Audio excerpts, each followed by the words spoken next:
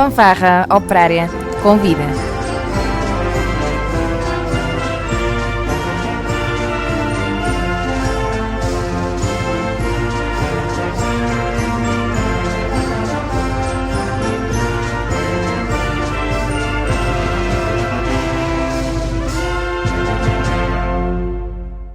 Muito boa tarde, bem-vindos a mais um programa Fanfarra Operária Convida.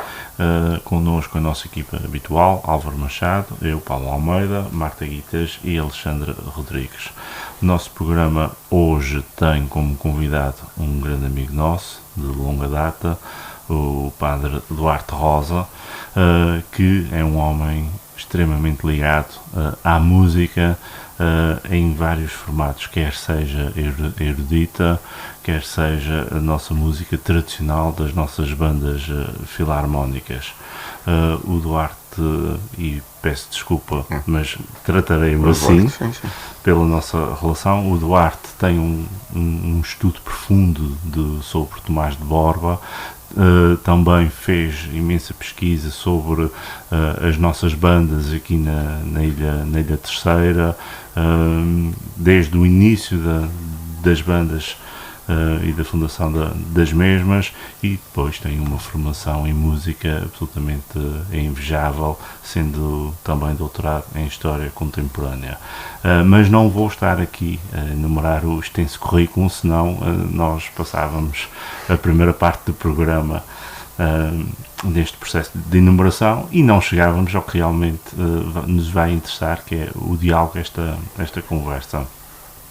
Duarte, sempre ligado à música, como é que começou essa paixão ou como é que a descobriu?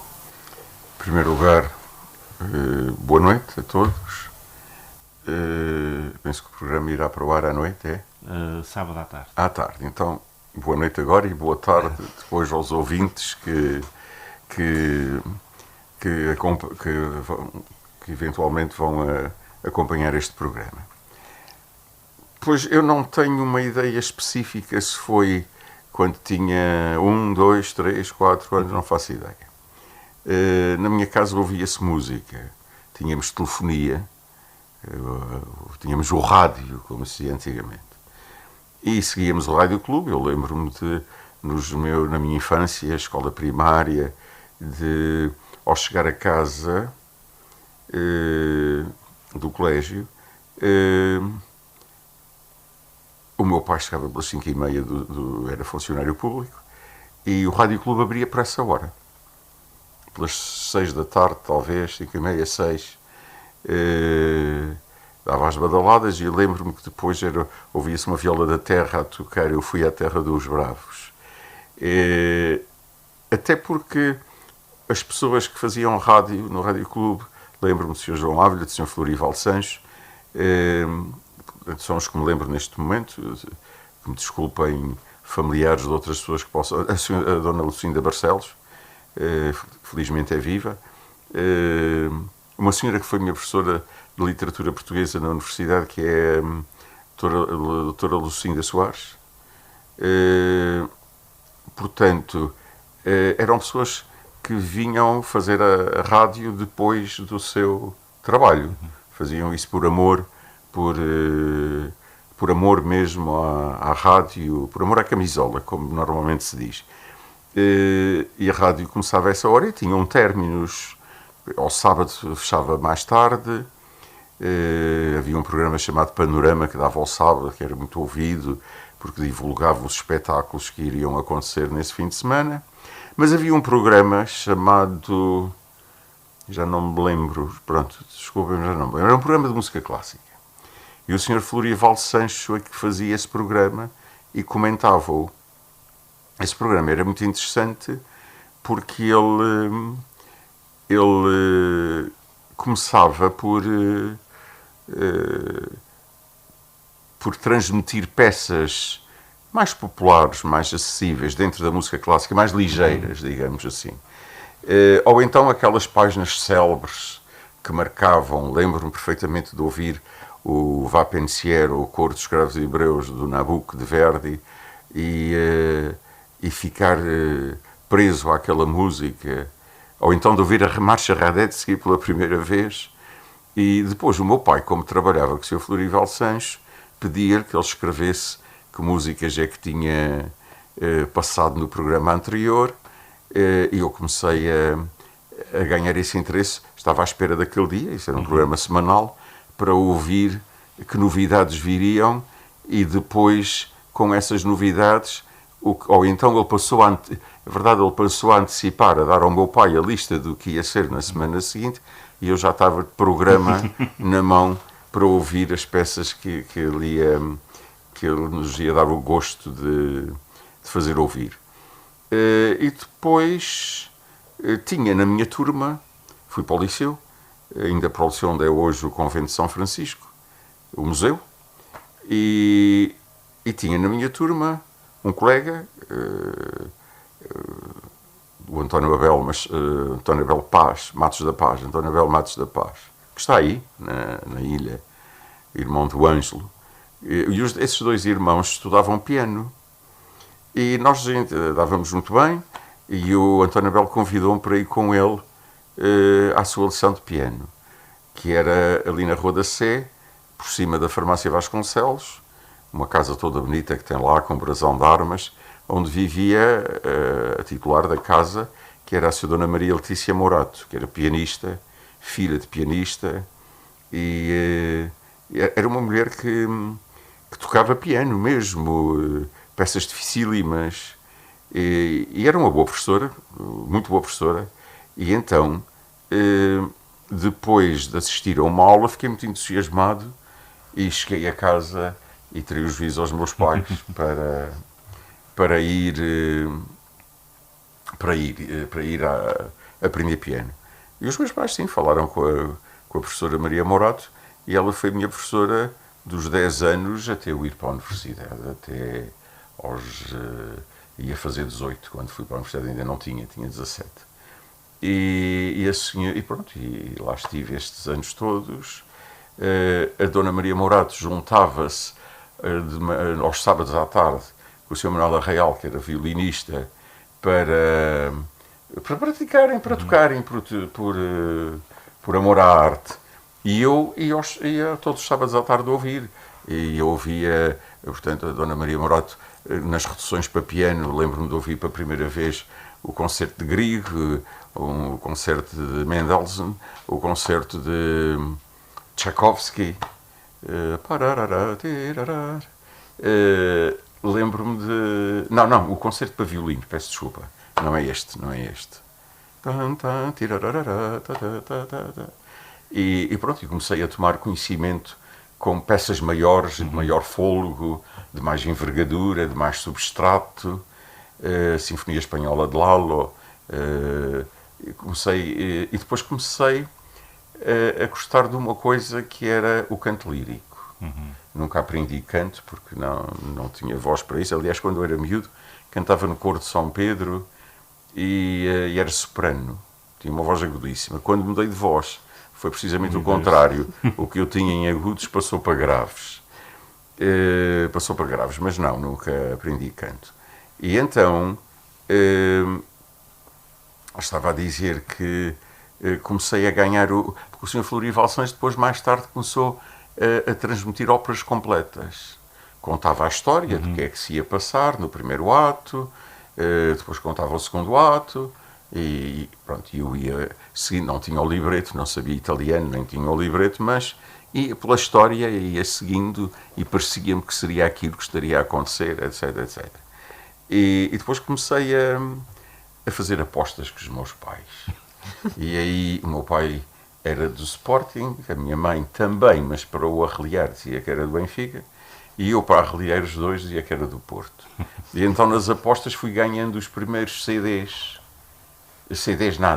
vinis de 45 rotações, depois os de 78, de 78 e 33, que eram os long play, e ganhei as minhas primeiras óperas à conta disso. A minha primeira ópera que, portanto, oferecida pelos meus pais foi a Cinderella, a Cenerentola de Rossini.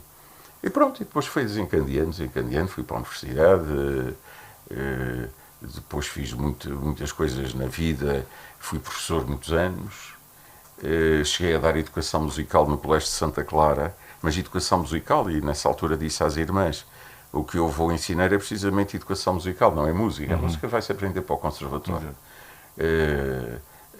Na escola, pelo menos que haja a educação estética, para saber ouvir música clássica ou não só. Sim, sim, sim. Música clássica e não só, quer dizer, eu quando estudei em Barcelona, tinha um colega pianista clássico muito bom, que já veio aqui à Terra, que já deu concertos cá, também tocava num grupo de heavy metal. Portanto, a qualidade existe em todos os géneros. E isso aprendi muito a destrinçar quando fui para Barcelona, porque lembro-me uma vez de telefonar-te, que ia de lá da escola, que ia haver um concerto qualquer, que tinha havido uma masterclass de clarinete e eu tinha assistido por causa da escola italiana, da escola francesa. Lembras-te disso? Até depois rimos por causa da conclusão dessa conversa. E então, nessa escola aprendi, porque a Escola Superior de Música da Catalunha, em Barcelona, é uma escola recente. É uma escola que terá começado em 2000. Eu fui para lá em 2003. Fui para lá em 2003. Era talvez o mais velho da escola, tinha 40 e pronto, estava com colegas de 18, 19, 20, etc. Mas depois era uma escola recentemente criada, uma fundação em oposição ao conservatório do liceu que estava considerado ultrapassado, os métodos, etc.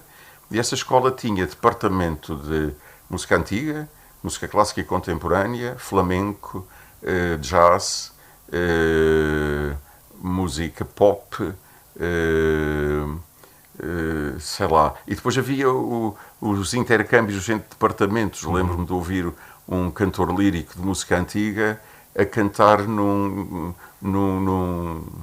concerto com o departamento de música pop rock. E era assim uma coisa diferente, interessante. Muita partilha. Muita partilha, sim senhor, e partilha dos vários géneros musicais.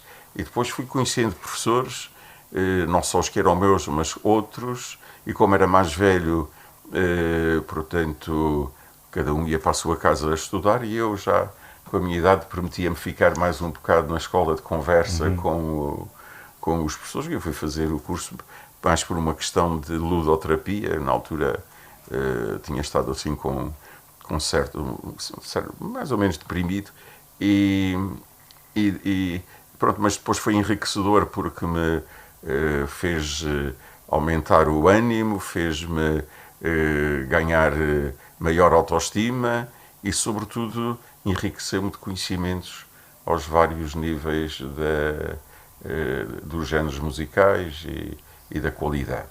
E que os trouxe aqui para muitos a ilha. Muitos vieram cá. Se me permitem, agora fazíamos uma pequena pausa, já vamos retomar aqui umas questões relativamente a essa componente, e iríamos ouvir da Missa Brevis de Jacob de Ham o Credo.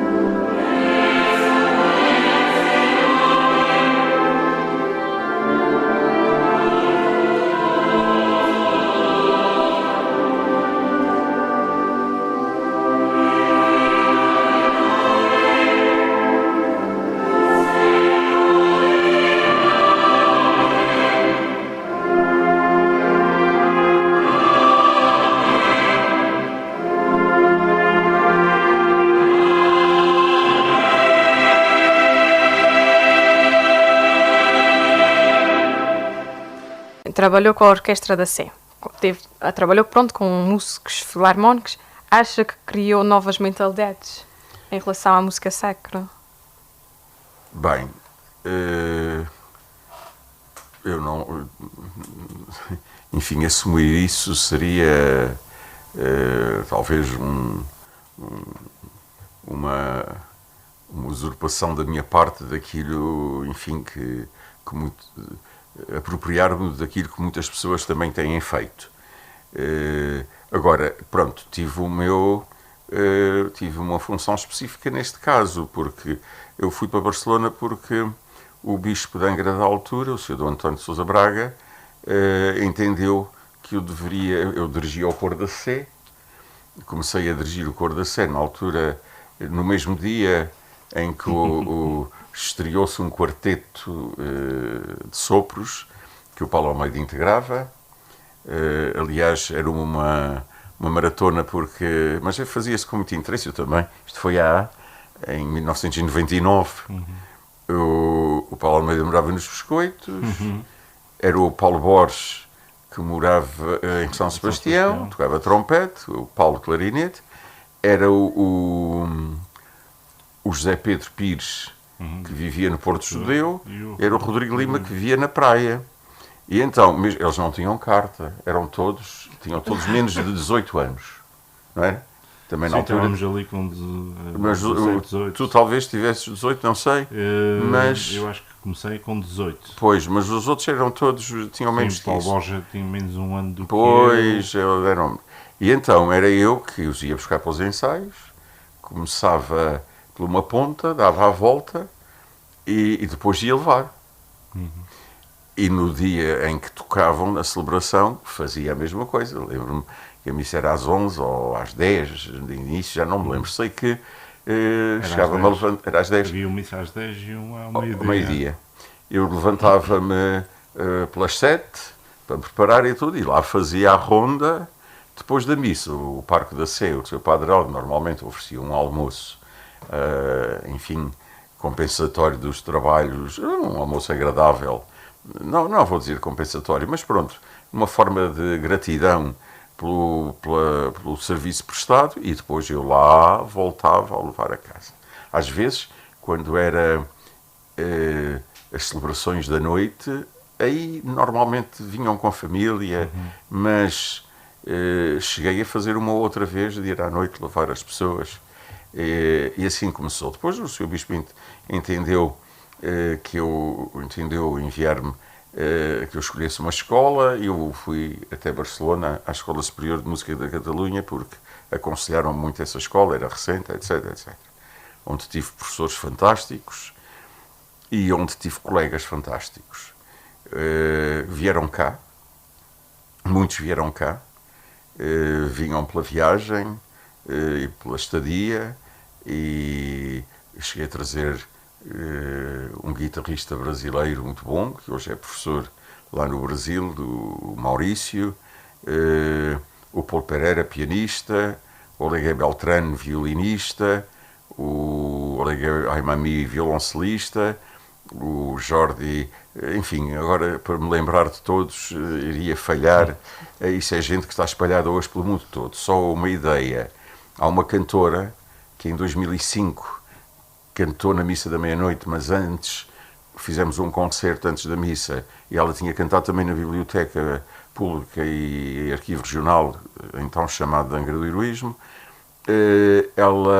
Esta senhora hoje, Ana Laje Jové, esta senhora hoje é só a primeira mezzo-soprano do Teatro de Ópera de Chemnitz, e percorre a Europa inteira interpretando grandes papéis. Nesse Natal de 2005 vieram 15 ou 17 músicos da Catalunha para tocar na temporada natalícia. Um deles tocava o boé, o Diego Martínez Chavarria, hoje é o maestro titular da Orquestra de Chemnitz. Pronto, e estão espalhados pelo mundo inteiro, mas continuo a manter contato com essas pessoas. e vieram realmente aqui e fizeram até amizade com os locais, músicos das bandas, que estavam no conservatório, outros não, mas que chegavam-se à frente e preparavam-se e estudavam. Esse intercâmbio foi muitíssimo bom, foi muito salutar a todos os níveis, de troca de conhecimentos, de amizades, etc, etc.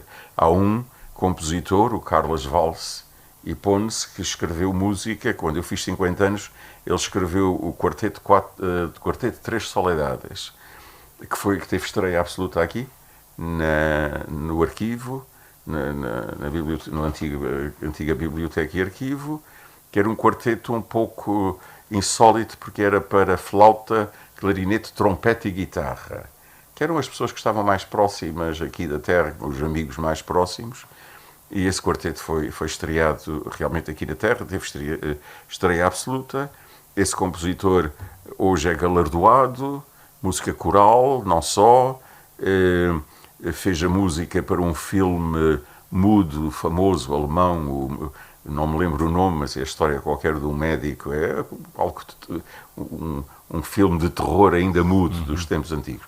E ele fez a banda sonora para a nova adaptação catalã, e pronto, são pessoas que, pronto, a vida deles estavam-se a preparar para serem profissionais, são profissionais, mas deixaram a sua marca aí.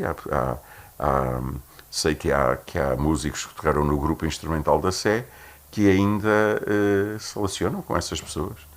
E depois, também, como vieram para cá, já estavam por aí os nossos professores que vieram da Ucrânia e de outras partes, que também se começaram a juntar, e eu fiz este trabalho desde 99 até setembro do ano passado, foram 25 anos.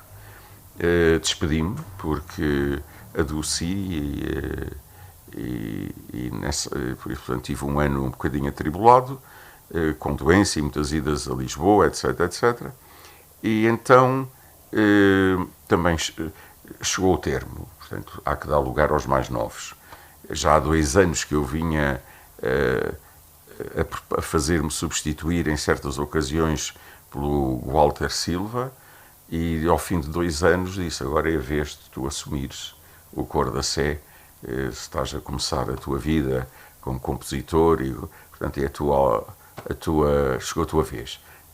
25 anos é o suficiente. Depois o Padre Helder também ia sair da Sé, eu entrei no dia que ele entrou e resolvi sair também, não foi no dia, foram uns dias antes dele sair, umas semanas antes dele sair. Mas depois, por ocasião dos 100 anos da minha tia, voltámos a reunir a velha guarda com os nossos amigos professores da Ucrânia, e pronto, e fez-se uma missa de ação de graças com composições expressamente feitas para a ocasião pelo maestro Antero Ávila, e foi a última vez que, não fui eu que dirigi, obviamente, concelebrei. Não presidi por causa de não me comover e tudo, concelebrei só, e foi a última vez que reuni assim, esse agrupamento maior numa celebração litúrgica.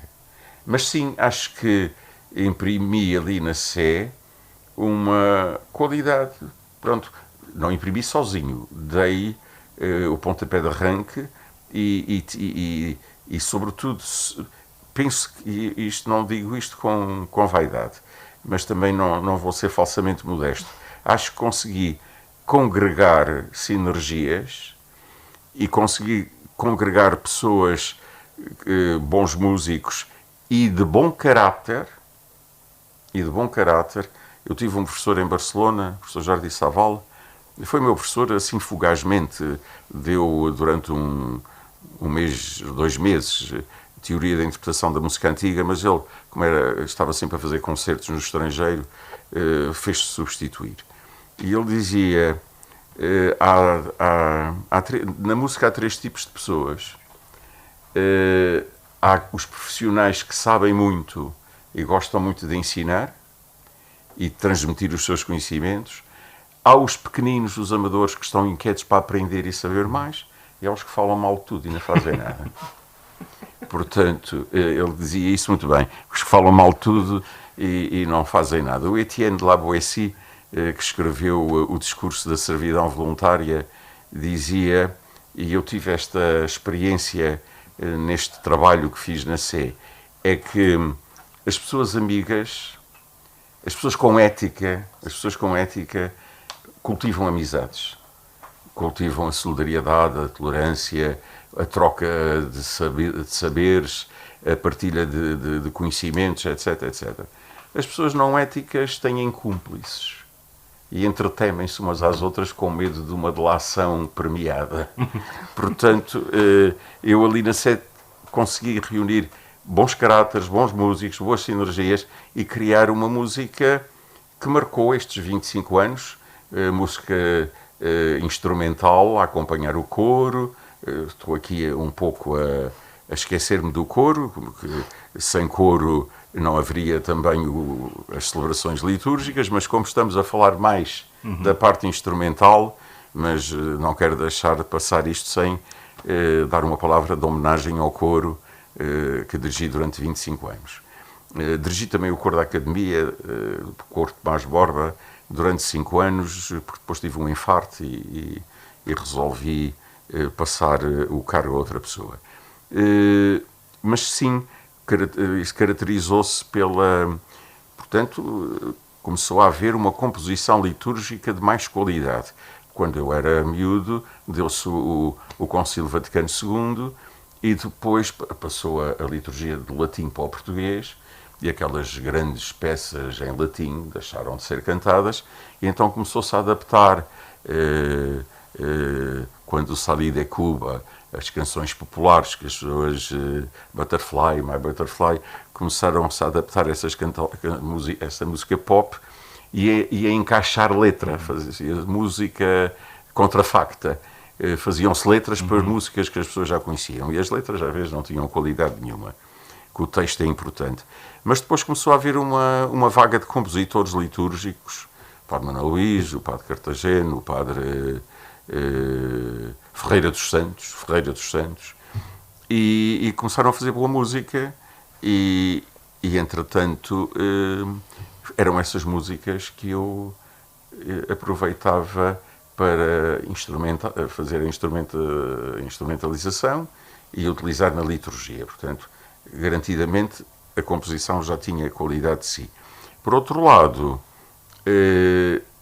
já nos meus últimos anos, comecei a pedir ao professor Antero Ávila que compusesse música específica para determinadas antífonas e ele assim fez e comecei a implementá-las no coro da Sé, mas depois começaram a ser ouvidas, já se cantam no Faial, já se cantam no Pico, já se cantam em São Miguel, já se cantam um pouco todo ao lado e agora eu fui também durante 11 anos, por aí, presidente da Comissão de Música Sacra, da Comissão Diocesana de Música Sacra.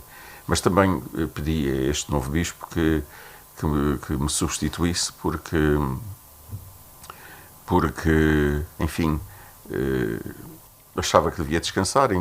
Indiquei o nome do Sr. Padre Nelson de Pereira, que é que está agora com esse cargo e que vai continuar, ainda hoje falei com ele, vai continuar a dinamização das antífonas do professor Antero Ávila, porque a ideia era fazer publicar uma coletânea com as antífonas dele. Foi um pouco isso. Consegui talvez saber rodear-me e orientar. Sozinho não faria nada. Exatamente, é sempre preciso todos. Então passamos ao segundo tema da tarde, Senhor dos Passos da Covilhã, de Vítor Rezende.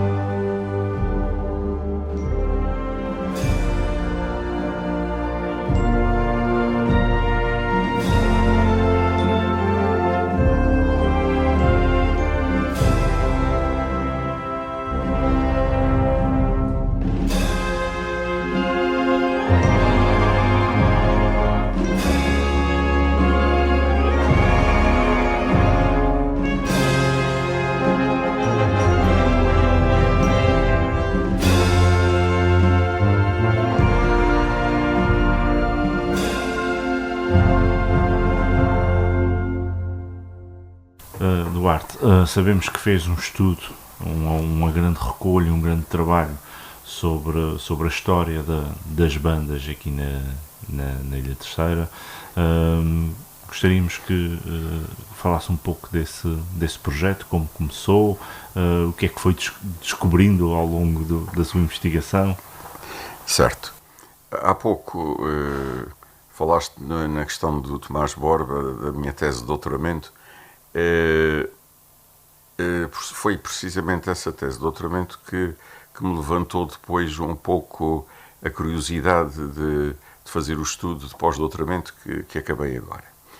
É assim, eu não trabalhei propriamente o Tomás Borba como compositor, aliás, fiz isso, mas e está publicado um livro de Tomás Borba, o compositor, mas fiz-lo em conjunto com o professor Antero Ávila e com o Dr. Eduardo Aires de Abreu, que é agora diretor do Museu da Música, em Lisboa, que é compositor também. E então, mas isso para dizer, a tese de doutoramento foi só sobre a parte pedagógica, Tomás Borba pedagogo, a grande influência que ele teve na educação artística, nos currículos escolares. E então, sim, foi um homem que implementou medidas, aliás, como era amigo dos dois primeiros presidentes da República, do Manuel Arriaga e do Teófilo Braga, era amigo pessoal, teve um cargo no Ministério de Instrução Pública como vogal e promoveu a inclusão da música nos currículos escolares desde a escola primária até aos liceus. Teve a particularidade de escolher poesia desde os trovadores até ao século XX e através de músicas que ele escrevia, acessíveis, outras depois mais complexas, conforme o evoluir da idade e enfim, da evolução curricular. Até peças mais difíceis, portanto ele também teve esta particularidade de levar a poesia portuguesa às escolas, ou seja, a identidade portuguesa às escolas. Mas deixemos isso.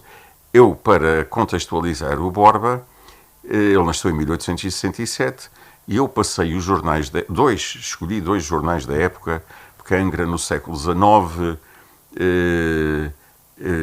incluindo jornais que tiveram uma existência de uma semana, de um mês, depois mudaram de nome e tudo isso, mas no século XIX Angra tem à volta de 90 títulos de jornais. Como disse, uns tiveram vida curta, mas os mais longos, portanto, é o Angrense, que é a ala progressista do Partido Liberal, e a Terceira, que é a ala conservadora do Partido Liberal. Um começa nos anos 30 de 800, o outro nos anos 50 de 800. E então, eu fiz até o Tomás Borba ir para Lisboa em 1893. Depois comecei a reparar no grande fluxo da vida filarmónica. Grupos de teatro, imensos grupos de teatro, sociedades recreativas, que inclusivamente tinham escolas noturnas para os trabalhadores. Muito à frente. Muito à frente. Então, classes para alfabetizar as pessoas. Aquele princípio do liberalismo, da educação para todos, e Angra Liberal tinha essa intenção. Mas pronto, não me vou desviar do assunto principal. E vi a grande atividade, a vinda de companhias de teatro, de companhias de ópera, de companhias de zarzuela à Terceira, vinham de Espanha às de zarzuela, paravam aqui na escala, iam para a América Latina, ficavam aqui um mês, dois, às vezes coincidia que eu que tinha ido para a América Latina, estava de regresso à Espanha, encontravam-se as duas e Angra tinha uma atividade tremenda, ouviu as obras, ouvi-se o Barbeiro de Sevilha aqui no Teatro Angrense, pouco tempo depois de ele ter sido estreado mundialmente, e outras óperas. E então eu disse, bem, isto valeria a pena agora eu ir fazer o levantamento nestes dois jornais, que são realmente os que têm maior longevidade e os mais importantes, porque nós conseguimos ver o mesmo assunto visto por progressistas e liberais. É interessante essa faceta. Por exemplo, quando Tomás Borba vai para Lisboa, o Jornal Progressista dedica-lhe páginas e várias edições de louvor. Portanto, ficamos a saber que o Tomás Borba tinha ideias progressistas. O Conservador diz: consta-se que o senhor fulano de tal vai para Lisboa estudar música. E pronto.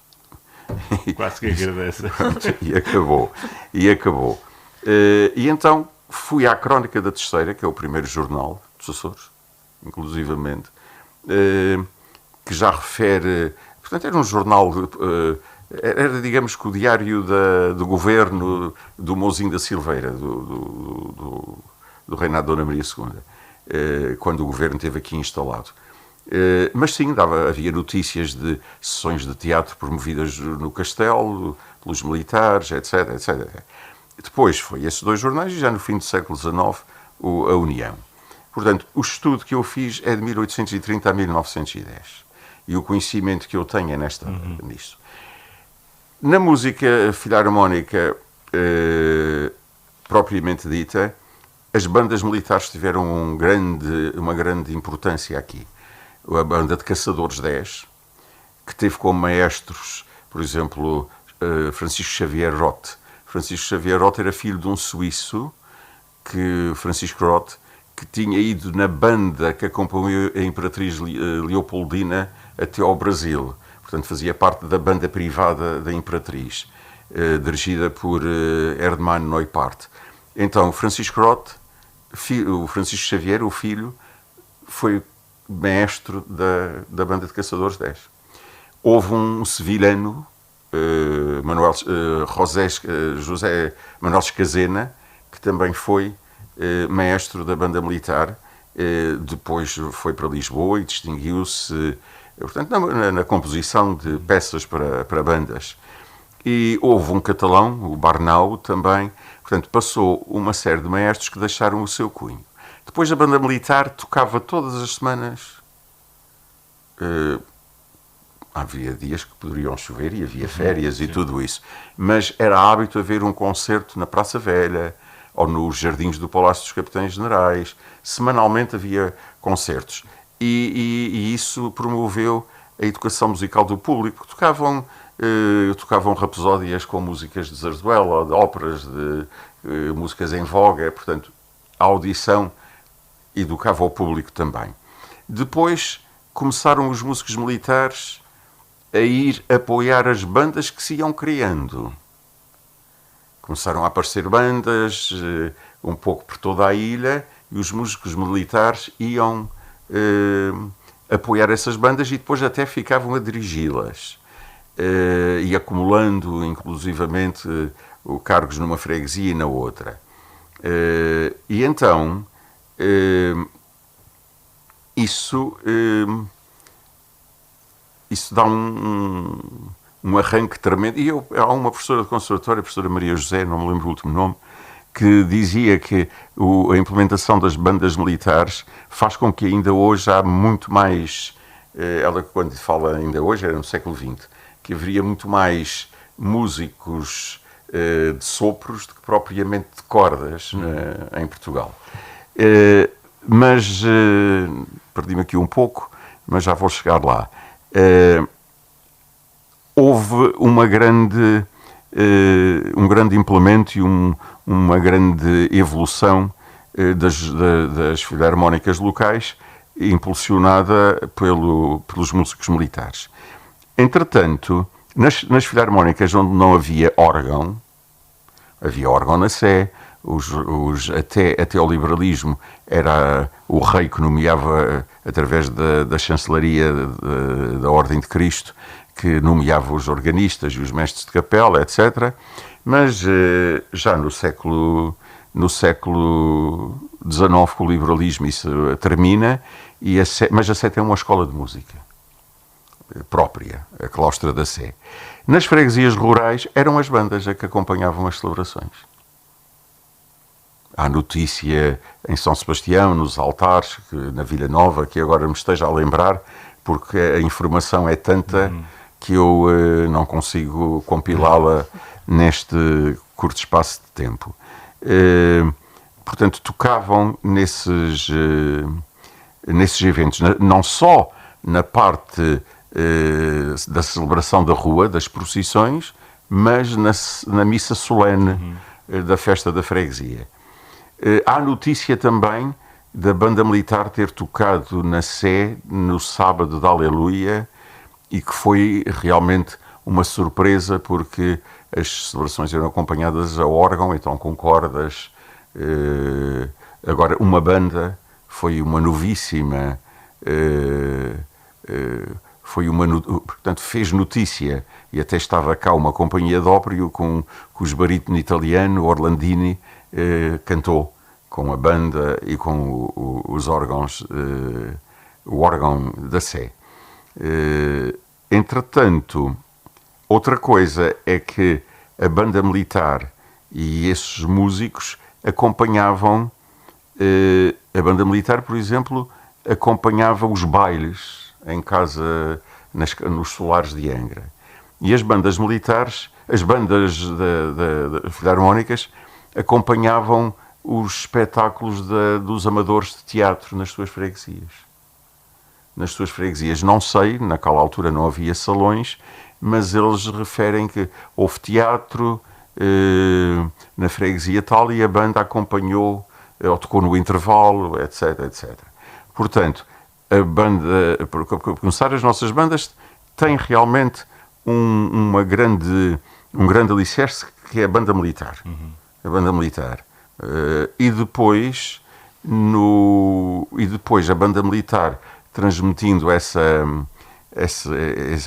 sendo o pulmão das bandas amadoras, faz com que as bandas amadoras também comecem a participar na vida social. Não só nas suas freguesias, mas, por exemplo, nas touradas de praça. A banda militar acompanha muitas touradas na praça, mas começam a vir bandas das freguesias também, das freguesias rurais, à Praça de São João, à Praça do Espírito Santo, à Praça da Inveja, que era ali onde é hoje ali a Praça do Quartel dos Bombeiros. Havia ali um convento, e na antiga cerca fez-se uma praça de touros. Sim. Ou então nas corridas que se fazia nos pátios das casas senhoriais, como a Quinta das Mercês, por exemplo. E pronto, e o movimento filarmónico tem realmente esse grande impulso. No século XX ainda, francamente, estou a estudar. Mas eu lembro-me de pessoas que aqui, lembro-me do maestro Alberto Pereira da Cunha, que dirigiu a Recreio dos Artistas. Lembro-me do músico Francisco José Ávila. Lembro-me do maestro Piedade Vaz, de Manuel Perdigão, que dirigiu, era militar também, dirigiu e foi sogro do Raul Coelho, da família Coelho da Silva. A família Coelho da Silva tem uma importância tremenda depois no século XX. E merece um dia um programa sobre... Eu fiz o catálogo do fundo da família Coelho da Silva como funcionário da biblioteca. Só que não vim propriamente preparado hoje para falar da família Coelho da Silva. Já estou a convidar. Está bem, marcamos. Sim. Aliás, porque pediram-me também do Continente informações sobre esse fundo, e eu tenho que rever. E mesmo agora para o trabalho do segundo pós-doutoramento que é o que fiz no século XIX, vou fazer no século XX. Entretanto, mas estes nomes são pessoas que eu ainda conheci. E que têm famílias aí. O sargento Alberto Pereira da Cunha tem famílias aí. Francisco José Dávila também. Este Manuel Perdigão foi sogro do Raul Coelho. O Raul Coelho tem aí, olha, desde logo era tio da doutora Cláudia Cardoso. O António Piedade Vaz era o avô do engenheiro Ponte, o compositor dos célebres Cavaleiros do Rei. As composições dele estão no Museu de Angra, e tem peças muito bem feitas, muito bem estruturadas e muito bem pensadas. Curiosamente, lembrei-me agora, houve uma altura que a Recreio dos Artistas, mas isto é como em tudo, há às vezes brigas, ciúmes, etc, etc. A música de cima, a música de baixo, não é? Na mesma freguesia. A Recreio dos Artistas chegou a haver em Angra 4 grupos ou 5 com o nome de Recreio dos Artistas. E então era a Recreio da Rua da Sé, a Recreio da Rua da Palha, a Recreio da Rua de Santo Espírito, e vem nas notícias dos jornais, na procissão de São Francisco, a Recreio da Rua da Palha tocou atrás do Andor. Atrás do Paulo ia a Recreio da Rua de Santo Espírito. E é curioso isso, só depois com o Sr. Eduardo de Sousa Ribeiro, que dirigiu a Recreio, a que a Recreio voltou a congregar-se numa só, e a ser a Recreio que conhecemos hoje, não é? Mas sim, houve ali coexistiram várias filarmónicas com esse nome, que depois, enfim, foi possível congregar, e esse senhor é que fez isso, e então adotaram a Nossa Senhora do Carmo como patrona. Ele compôs o hino, que é o hino hoje da Recreio, é desse senhor Eduardo, agora disse o nome há bocadinho e agora estou desmemoriado, Eduardo Sousa Ribeiro, que compôs inclusivamente uma ópera quando foi beatificado o João Batista Machado. Ele compôs o Mártir do Japão, que tinha o libreto de um senhor intendente de pecuária aqui da terra, e essa ópera perdeu-se. Foi estreada no teatro, quem fez o papel principal foi o avô do... como é que o senhor se chama? Foi notário... o Dr. Cota Muniz, era o avô dele. E essa ópera voltou a subir à cena 2 anos depois, mas a partitura está perdida. Ainda cheguei a perguntar se na Recreio teria ficado alguns restos, como o compositor foi diretor de lá, mas não, penso que se perdeu. Infelizmente. Pronto, eu teria muito mais a dizer sobre as filarmónicas, mas no século XIX. Sim, mas pode ficar aqui já combinado. A continuação deste programa a agendar, e um programa sobre a família Coelho. Sim. Tem uma obra fantástica. Infelizmente o tempo não chegamos ao tempo, chegamos ao limite. Despedimos-nos a todos os que nos estiveram a ouvir. Deixamos aqui um abraço ao auditório do Rádio Clube de Angra, um grande abraço ao Duarte, e também para nosso ti, agradecimento por ter e para as pessoas que aqui estão comigo, e para o público em geral. Despedimos com da Missa Brevis de Jacob Dahan com o Benedictus.